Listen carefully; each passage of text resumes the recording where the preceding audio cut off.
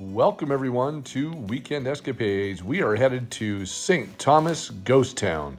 This is located just inside the east entrance of Lake Mead National Recreation Area.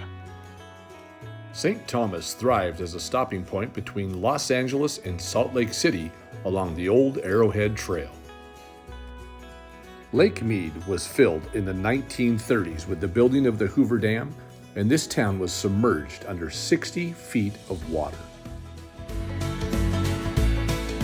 The town reappeared over 20 years ago as water subsided because of serious droughts in the area. And now we can see what's left of St. Thomas Ghost Town. As we were walking down the trail, the dusty path to get to St. Thomas in the entry, we noticed that there were many shells, like seashells, look like clam shells, along the sides and the rocks, and as we got closer, even more.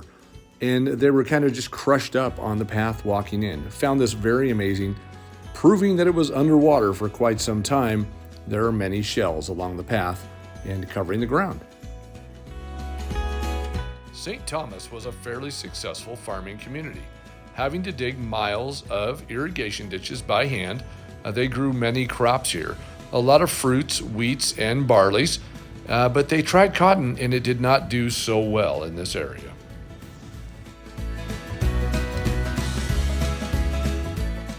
As we continue on down the path, we started seeing many foundations of the old buildings that were there. And one of the things I noticed is that when we just a little bit further, about another 200 yards down the path, you look left and you see all of these stumps. And I found out that they're stumps because when they flooded the area, they cut all the trees down to these stumps because they were quite large trees. And when they flooded the area, they would have stuck up into the water and bothered people who were on the water with boats and so forth. So kind of interesting, but that is why a lot of what you're going to see is stumps in the area.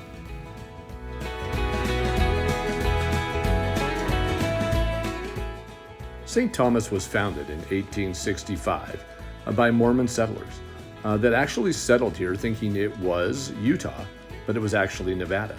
Officials demanded 5 years back taxes, which the Mormons refused to pay. So after a vote, they decided to abandon the town. The Mormons burned down their homes and abandoned their crops and moved to Salt Lake City. Around 1880, new settlers began to arrive at the town site. The settlers discovered that the soil was good for farming. The peak population of St. Thomas was around 500 people. There was a school, a post office, a grocery store, church, soda fountain, and several garages for the new invention of the automobile. The old photos that you'll see included here are actually on the placards that are throughout the town of St. Thomas when you walk through. And one of the things is that the local store was built, and it has a gas pump outside, or you can see the foundation of the gas pump outside, and that is due to the fact that this is built on the old Arrowhead Trail, or US 91, that runs right through the middle of town. And this right here is what's left of that grocery store and where that gas pump was on old US 91. We really had to use our imagination when we walked down the streets of Old St. Thomas, looking at foundations and all of the tree stumps that once were beautiful blossoming trees and also fantastic buildings that were all built by hand in Old St. Thomas. You'll notice throughout the video that we can see behind each foundation that there were cisterns. Each one of the locations had a cistern behind it where they went and dipped the waters out of the well, so they all had fresh water inside their homes. Here's a great view of all the trees or the tree stumps that are left that lined the streets of St. Thomas. And I thought it would be interesting to film this in a way that shows what it looks like to walk down a path and into the front door of what used to be an old settler's home. Now, the new settlers found that not only was St. Thomas fantastic for farming and agriculture, but also there was many salt mine opportunities in the area. So a lot of salt mining here, And with the expansion of the town, they built a fantastic school, a two-story schoolhouse seen here. Here's one of the original old photos. And then what is left of the foundation in the school. And you'll see I've got a close-up coming up here of some of the rebar or twisted steel that they used in this cement to keep it together. And this is the old school bus that they took the kids to high school in to Overton. They traveled in that school bus because this school only housed K through 8 for them to go. So kindergarten through 8th grade in this school. And here I am walking up the fantastic steps of the old schoolhouse. I really like this photo here, showing the kids and their horses out in front of the old schoolhouse and what existed. Really interesting to me is that these photos show what life used to be like, and now there's nothing but a few foundations, some rubble, and some tree stumps that just outline how beautiful St. Thomas used to be. This is some of the post office and buildings here on a different street as we head on up. 1912, they introduced the railroad to Old St. Thomas to help with hauling the produce from local farms and also the ore from gold and copper mines surrounding the area.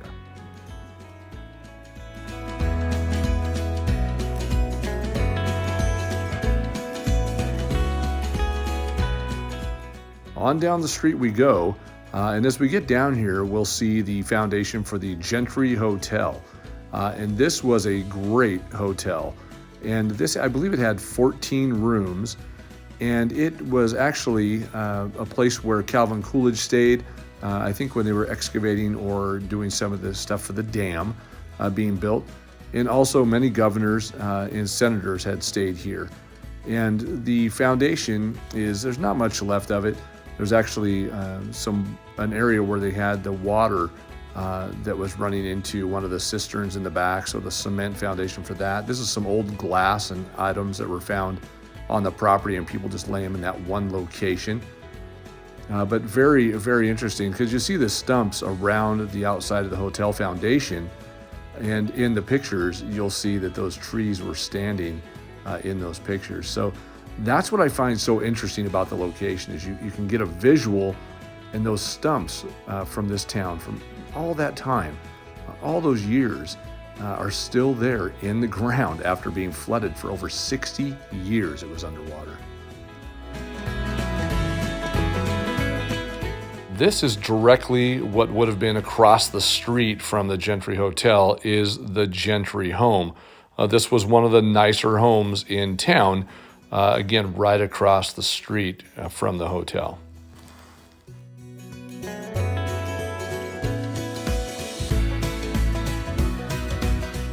You can see the detail here of this home, and look at this driveway. It's planter on both sides and lined all the way up to the front of the house. It looks to me like that's what it would have been, is the walkway or driveway going up to this home, which looked like it was quite nice as well in its day. These last couple of photos will show you how the water was rising in St. Thomas. And this is Hugh Lord, the last person to leave the town as the water lapped at his door. We hope you enjoyed your visit to St. Thomas today, as we did. And until our next adventure, goodbye from Weekend Escapades.